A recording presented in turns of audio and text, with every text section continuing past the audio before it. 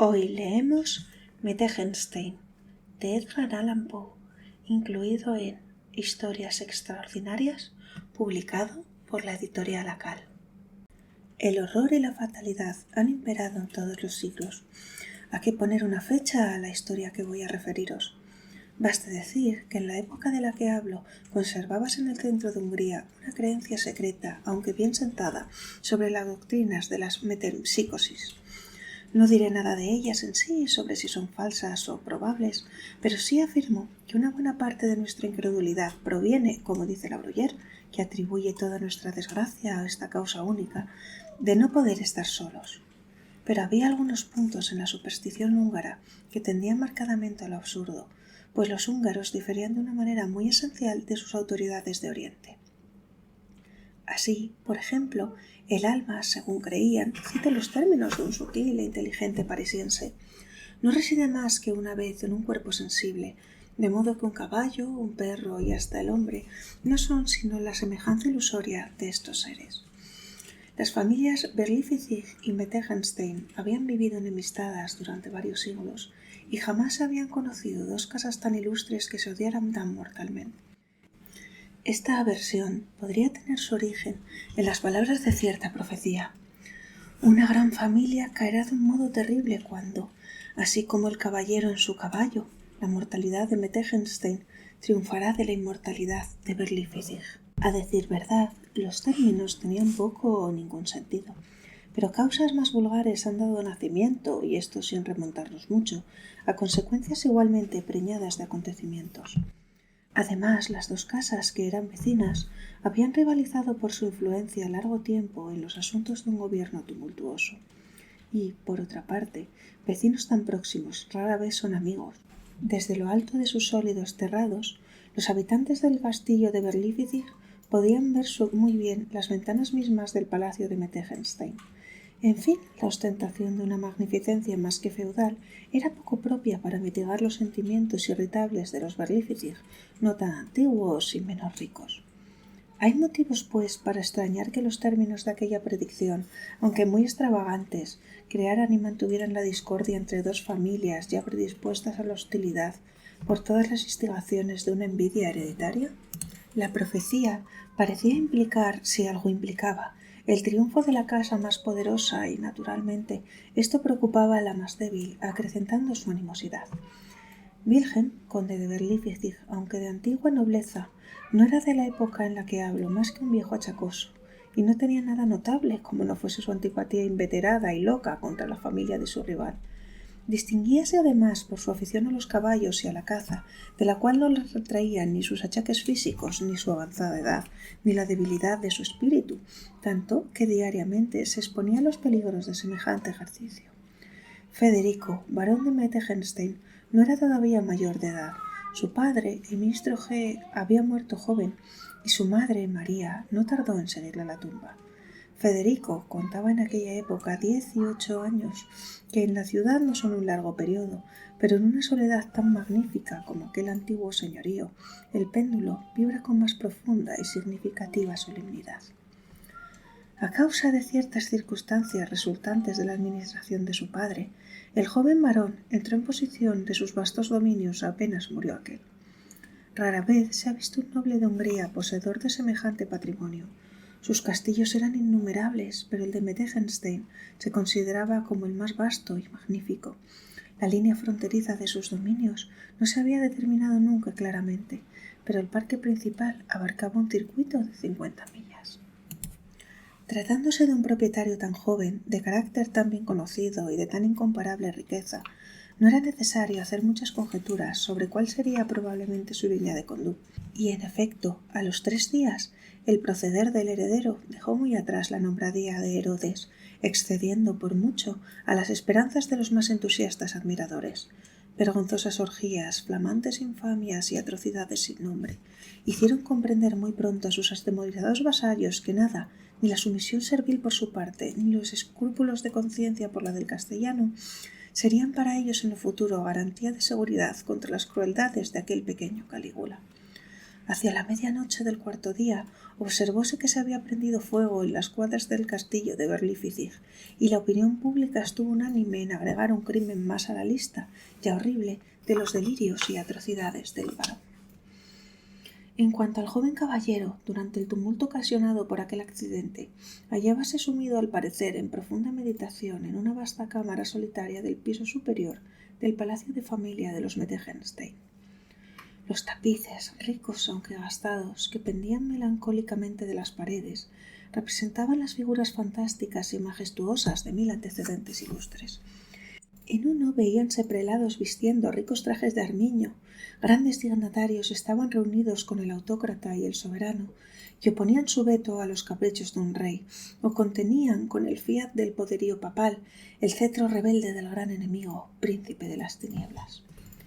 En otro se representaban las sombrías y grandes figuras de los príncipes de Metzenstein, con sus robustos caballos de guerra que caracoleaban sobre los enemigos caídos, y más allá veíanse, voluptuosas y blancas como cisnes, las imágenes de las damas de antiguas épocas, flotando a lo lejos en fantástica danza, en medio de una melodía imaginaria.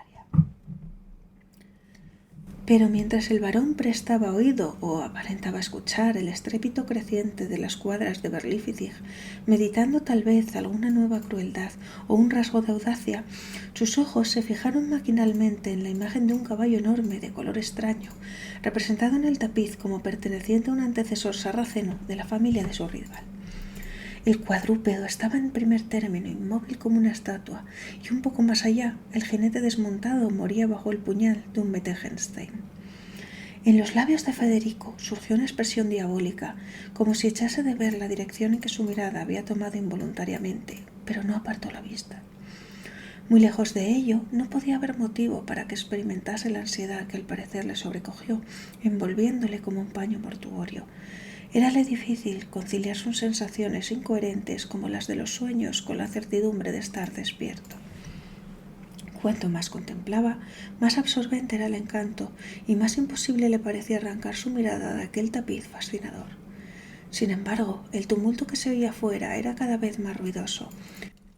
El varón hizo un esfuerzo como a pesar suyo y fijó su atención en una luz rojiza proyectada desde las cuadras que ardían sobre las ventanas de la habitación. Pero este movimiento solo fue momentáneo, pues las miradas del heredero volvieron a fijarse maquinalmente en el tapiz. Con grande asombro suyo observó entonces cosa horrible, que la cabeza del gigantesco corcel había cambiado de posición. El cuello del animal, antes inclinado compasivamente hacia el cuerpo de su jinete, estaba ahora tendido rígidamente y en toda su longitud hacia el varón.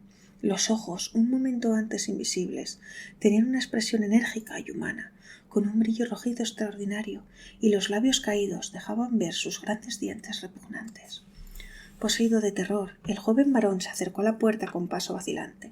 Al abrirla, un resplandor rojizo iluminando a lo lejos la sala reflejóse en la tapicería, y como el heredero vacilara un instante en el umbral, se estremeció al ver que aquel reflejo tomaba la posición exacta y llenaba precisamente el contorno del implacable y triunfador matador de Berlifitzing sarraceno. Para aliviar su espíritu atemorizado, el barón Federico salió rápidamente para respirar el aire. En la puerta principal del palacio halló 3 de sus escuderos, que con mucha dificultad y gran peligro de su vida refrenaban los botes convulsivos de un caballo gigantesco del color del fuego. —¿De quién es ese caballo? ¿De dónde lo habéis encontrado? —preguntó el barón con acento de enojo, reconociendo al punto que el misterioso corcel de la tapicería era en todo semejante al furioso animal que estaba viendo.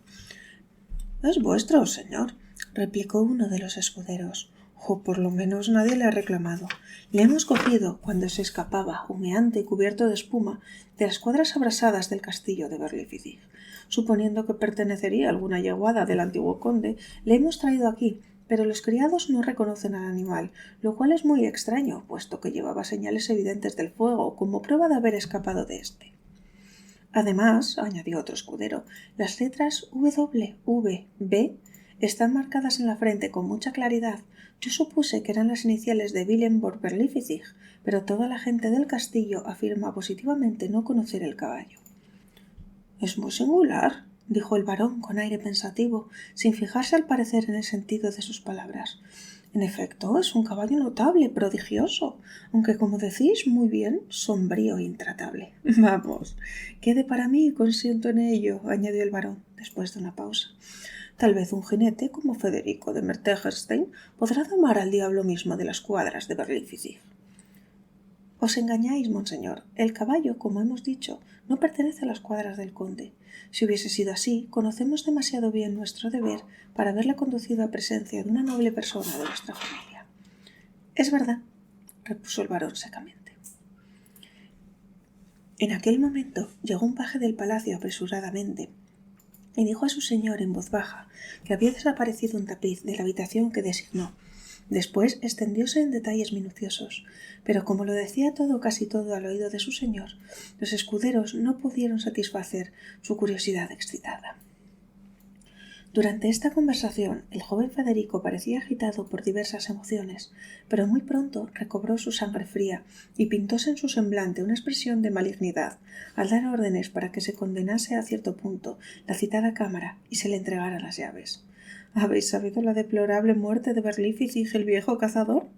Preguntó al barón uno de sus vasallos cuando se hubo alejado el paje, mientras que el enorme corcel, adoptado por el heredero, se precipitaba, saltando con redoblada furia, por la avenida que conducía desde el palacio a las cuadras de Mercedes-Rey.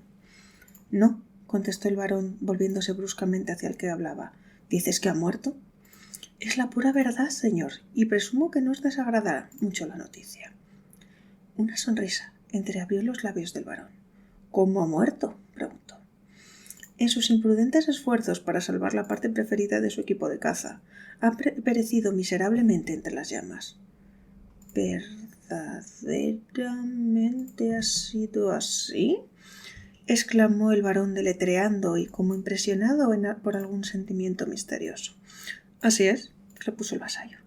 ¿Esto es horrible?, dijo el joven con mucha calma y volviendo tranquilamente al palacio. A partir de aquella época observóse un notable cambio en la conducta del joven libertino, el barón Federico von Mettenstein, conducta que burlaba todas las esperanzas y daba al traste con las intrigas de más de una madre. Sus costumbres y maneras de obrar difirieron cada vez más de las de la aristocracia de los alrededores. No se le veía nunca fuera de los límites de su propio dominio, y en el mundo sociable no se le conocía compañero alguno, a menos que se considerase que el enorme caballo impetuoso, del color del fuego que montaba siempre en aquella época, tenía en realidad algún derecho misterioso al título de amigo.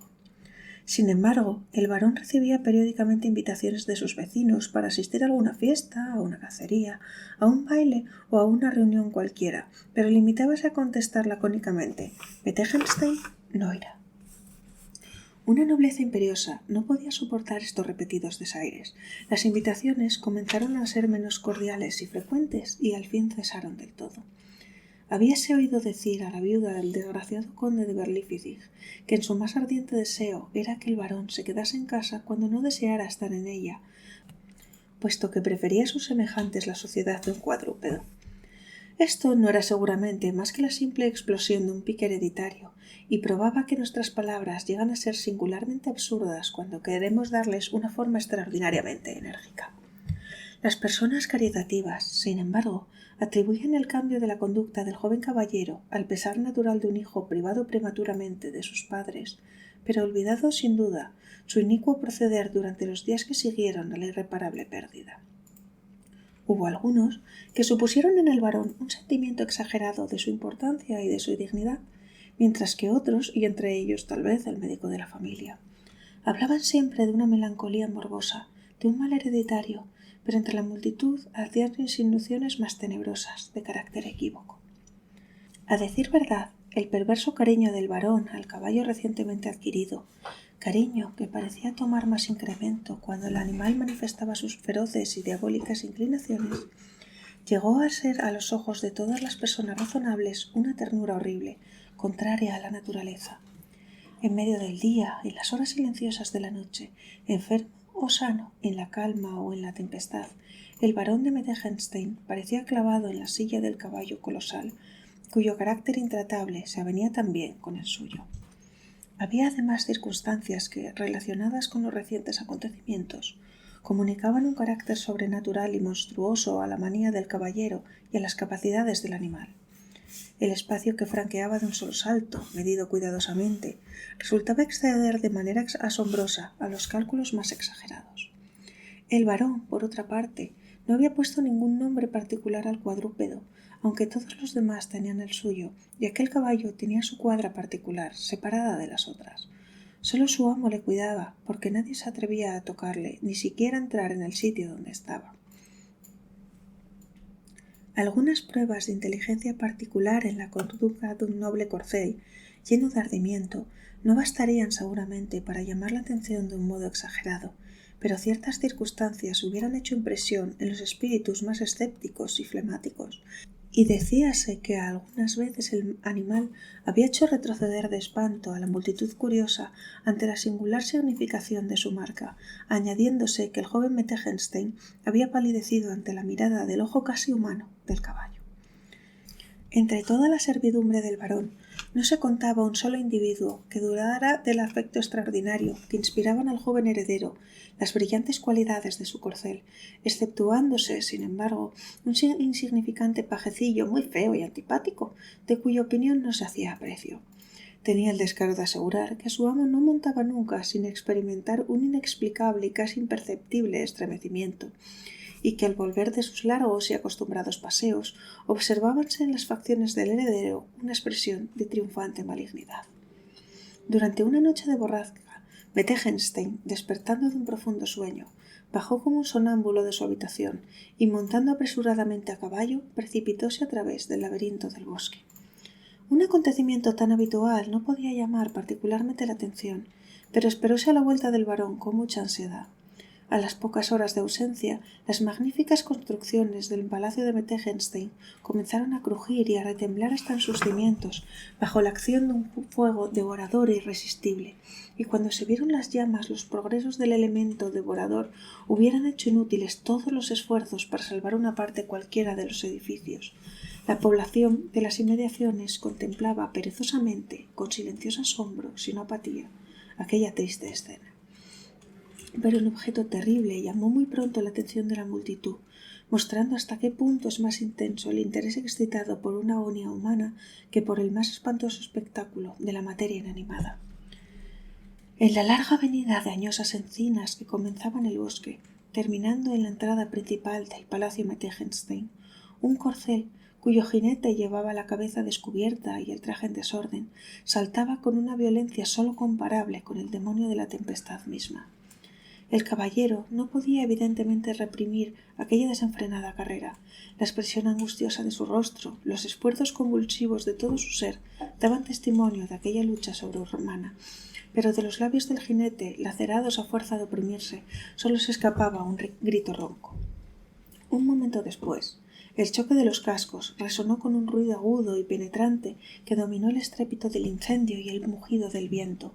Después, franqueando de un solo bote la gran puerta y el foso, el corcel se lanzó en las escaleras abrasadas del palacio, desapareciendo con su jinete entre un torbellino de llamas. Entonces se calmó de repente la furia de la tempestad y volvió a reinar una calma serena.